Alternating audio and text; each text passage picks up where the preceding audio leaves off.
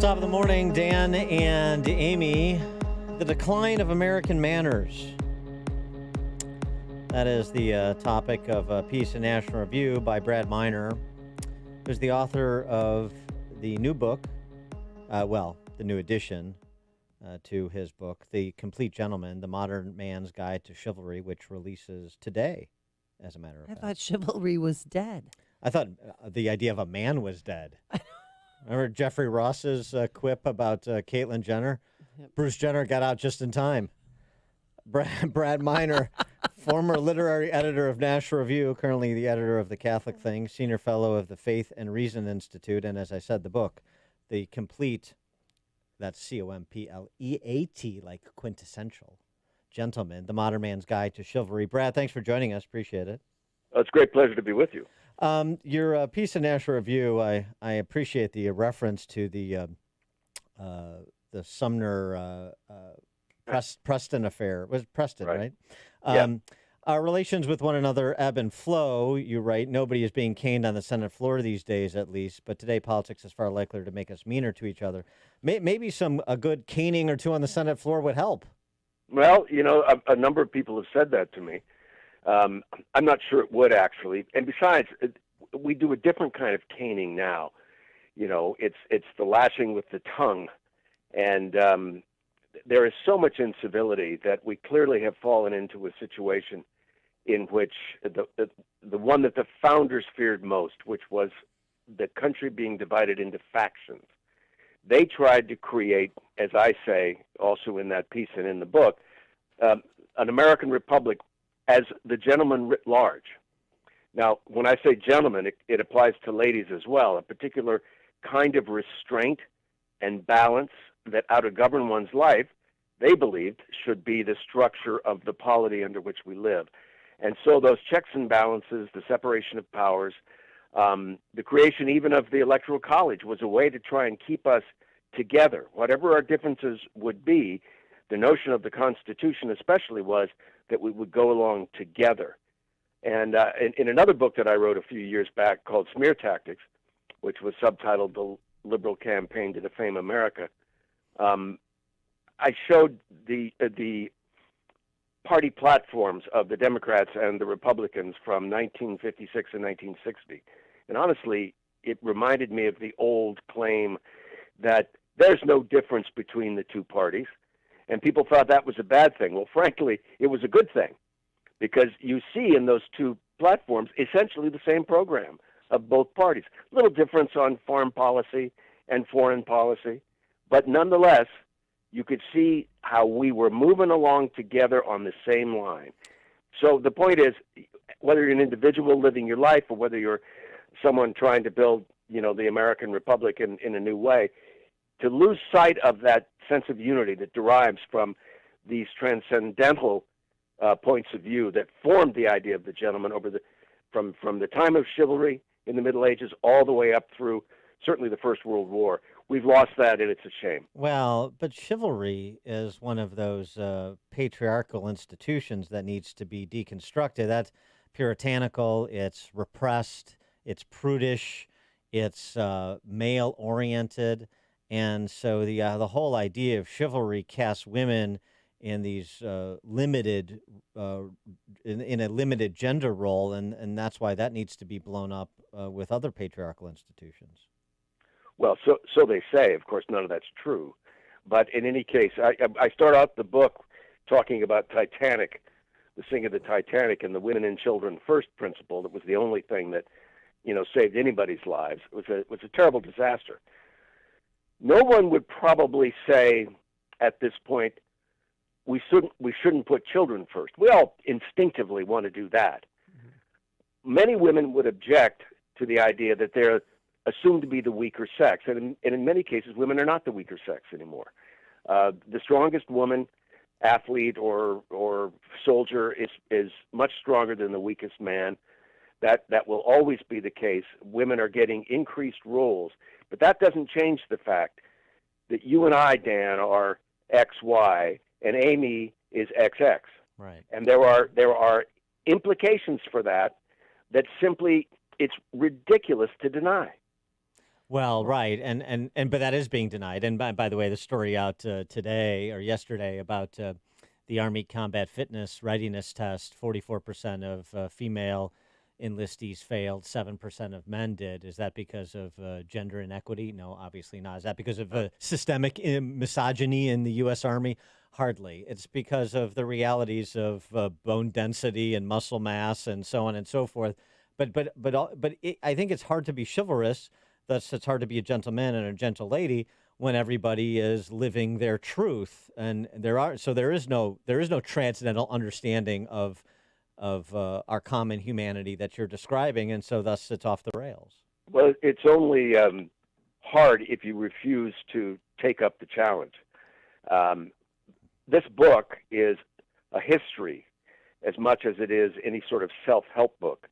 It traces the development of these ideas from the Middle Ages and even before, and takes it right up to our present time, tries to redefine the idea for the 21st century.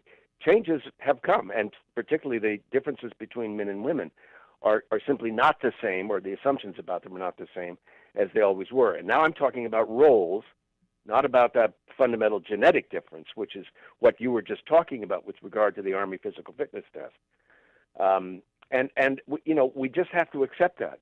We cannot, particularly in the military, I divide the book up into a number of different chapters, but there were three that sort of go to the archetypes I think are a part of the complete gentleman's character, and those are the warrior, the lover, and the monk. And in both the warrior and the lover, I spend a great deal of time on this question of the difference between the sexes and what it has to mean and what it doesn't have to mean. And certainly we're not putting the feminist genie back in the bottle. I don't think we should want to do that.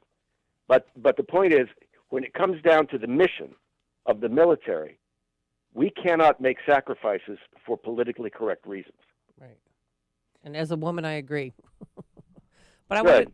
Thank you, Amy. Yeah, but when you talk about the decline of American manners, a lot of liberal Democrats will insist that President Trump is to blame for the incivility. Is that a fair assessment? No, it's not a fair assessment. He plays a role in it. And I think that, in fact, if he had read my book, he'd still be president. Yeah. There's just a sense in which I think, I say that restraint is the great lost quality of American life. I tell the story of going to a blind date at some friend's apartment, a man and a woman who wanted me to meet a young woman. And so I'm there after work wearing a suit and tie, and this woman shows up an hour late. She comes in a tracksuit. She sits down across from me, demanding that they give her a scotch on the rocks, and she says to me, "You won't believe what my therapist just told me." Now, this is the first time I've met this woman, first and I'm impression. thinking, Yeah. Well, what'd you say? honestly, A, I don't want to know what your therapist told I you, wanna and know. B, I want to get out of here as fast as I can. You know what? I saw that episode of The Sopranos. I didn't know you dated one of the. Okay, all right, yeah, and obviously that goes both directions because in Of course. dates that I've gone on, which are usually one and done, I'm the woman in the tracksuit, but not a woman. Same sort of boorishness. It also speaks to this the whole idea of the modern man's guide to chivalry, and as you say, gentle men and gentle ladies. But the whole idea of gender distinctions is under attack. So there is a segment of the population. It's small, but it has oversized influence. Wants to eliminate this, what they describe as a social construct altogether. I know that's what they want to do, and it will not succeed. They will make inroads. There will be battles won by that side. Heaven knows there have been a lot of battles won by their side. I mean, I think particularly we're going to see something interesting this summer when the Olympics happen, assuming that they do happen in Tokyo. Women who are track athletes and other athletes in sports, but especially in track and field, they are now under threat by men who say they're women, who've come through puberty and have had that tremendous boost of testosterone and all the other changes that happen. And then sometime in their 20s, they say, you know what? I'm a woman. And perhaps they were a second-rate male athlete, but with all that testosterone and the development through puberty, they have an advantage that is truly unfair. And it comes against women who have fought, since the 1960s to get equal treatment in sport. It wasn't until the London Olympics that all the events that men do are now also done by women.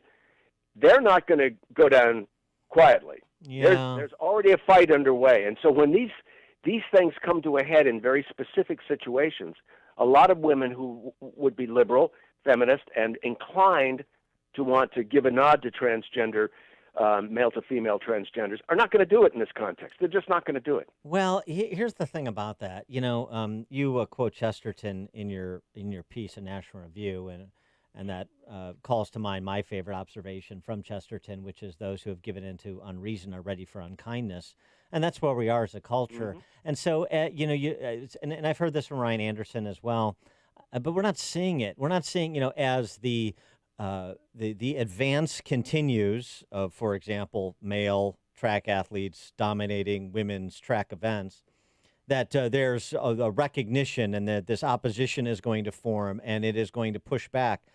It's happening in sort of one-off contexts, but it's not happening writ large. And the trans side is on the march. So here's the thing with the state of the family and the incidence of single parenthood across all demographics, combined with the exodus from faith communities of most Americans. For the first time, less than half of Americans affiliate with a church or synagogue, place of worship. Yep. So where does this backbone come from? Where does this understanding of what's good and true come from that's going to rally people to these fights? I'm not saying it, to be honest. Well, I think it comes from the hearts and minds of individual men and women. I've never really met a woman, I don't think, who wants, if she's interested in marriage in any case, who wants a weak man. Right. It's just not what you want. And most men I know don't want a woman who's a pushover whom they can dominate. We're beyond that, I hope. But around the country, state legislatures are taking action about men, the male to female transgenders competing against girls and women in sports. Laws are being passed in certain states. It's to some extent it tracks almost like the abortion question, where obviously we're a very divided country with regard to that. But if the court allows it, I think one of the things that's going to happen is states are going to continue to pass laws that limit the situations in which an abortion will be legal. Whether or not we're ever going to get to a point where we overturn Roe v. Wade, I don't know.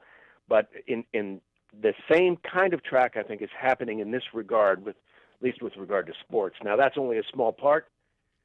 Probably there are never going to be that many male to female transgender athletes who are going to say, I want to compete in the Olympic Games because I couldn't cut it as a man. I want to do it as a woman. I mean, that's just not ever going to be a large number. But if it's any at all, and women who've trained their entire lives to participate in the games get eliminated because of the man, then I think we're really going to have an explosion. Yeah, it's interesting. I don't know. The more I'm watching this, the more it reminds me of civil unions to gay marriage, and a lot of center right types who said, "Oh, they want civil unions." It's camel's nose under the tent. Yes, right. They want civil unions, and then it'll be done. And then once you start erasing lines, you never stop, and you don't get to redraw them. And I see the same thing happening here. Okay, fine. We'll draw a line at women's track and field events or women's contact sports and so on and so forth. But then we're going to concede all this other stuff with respect to identity politics and the benefits that are accrued to favored identities. Yes, but if we hope that somehow or another there are going to be breakthroughs and we'll start to walk some of this back, it's going to have to be along the lines that we've just been discussing. And I think it's one thing because track and field, although a reasonably popular sport internationally, is not terribly popular in the United States except when we get into an Olympic year. But what about the WNBA? What's going to happen when some guy, and it's happened at lesser levels. Yeah. There have been men who've wanted to compete in basketball with women. But again, the NBA players are not going to stand for it. Well, I don't know. They Well, might not have a choice. Well, like I said, unreason breeds unkindness, breeds unreason. But I love this description of a gentleman, the definition of a gentleman that you offer. A gentleman is not just a man who stands apart from the mob. He's a man who stands up for others, sometimes even for his enemies, often when those others have no clue that he is there for them. Right. I love that definition. That's very good. Thank you. Yeah, Thank you. that's very good. I think that should be cut and pasted in, I don't know, a place where people can view it daily, at least men. He is Brad Miner, former literary editor for National Review, currently editor of The Catholic Thing, senior fellow of the Faith and Reason Institute, and author of The Complete Gentleman, The Modern Man's Guide to Chivalry, third edition, which releases today, so you want to pick that up. Brad, thanks for joining us again. Appreciate it. Hey, great pleasure to be with you. Thank you. And he joined us on our turnkey.pro answer line. It's news, opinion, insight. This is Chicago's Morning Answer on AM 560. The Answer. Hi, it's Sean Thompson here. Let me tell you about my good friends at Matrix Home Solutions. They're a brand new sponsor to my show. And when it comes to the top quality home improvement projects, no other company comes close to Matrix. They focus on the 4 major areas to increase the value of your home and improve your lifestyle. Basement remodeling, bathroom transformations, custom garage flooring and storage, and energy-saving solar options. Now is the perfect time to contact my friends at Matrix to discuss ideas, plans for your home. Matrix is a premier choice for renovation services. They deliver exceptional, professional, and hassle-free experience. Go to matrixhomesolutions.com to view projects, photo galleries, special financing options, and more. That's matrixhomesolutions.com. Tell them Sean Thompson sent you for an exclusive savings, matrixhomesolutions.com. No other company comes close to Matrix. That's matrixhomesolutions.com, matrixhomesolutions.com. Guys, I want to encourage you to make your health a priority. Easier than you think at Low T Center. They're reinventing